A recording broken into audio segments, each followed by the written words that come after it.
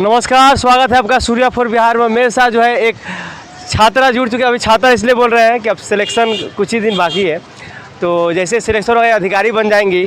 तो स्वागत है मैम आपका। Thank you. बीपीएससी 67 का इंटरव्यू चल रहा है, आज 18 तारीख है, 2 दिन और शेष बचे हुए मैम।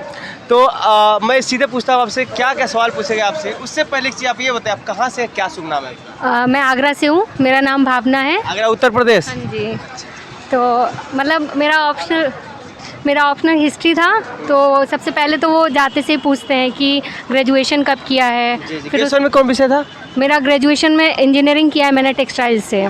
Textile engineering. हाँ। कोर्स का क्या नाम है। यही टेक्सटाइल इंजीनियरिंग किया है मैंने। उसके बाद ऑप्शनल पूछा उन्होंने मुझसे और हॉबी पूछा उन्होंने।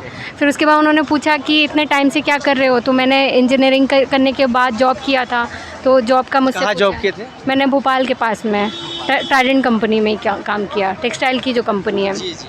फिर उसके बाद क्या सवाल बोले थे।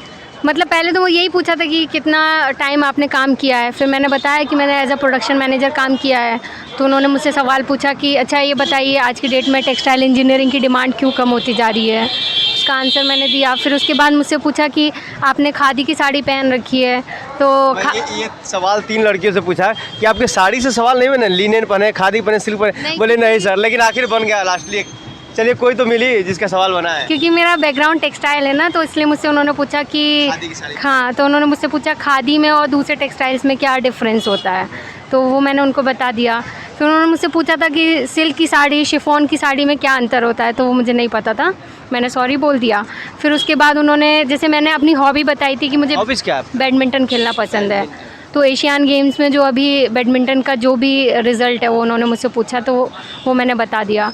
फिर मेरा ऑप्शनल हिस्ट्री था, तो मुझसे हिस्ट्री से एक सवाल पूछा था कि अशोक महान है या सिकंदर महान है, और कौन महान है और क्यों महान है।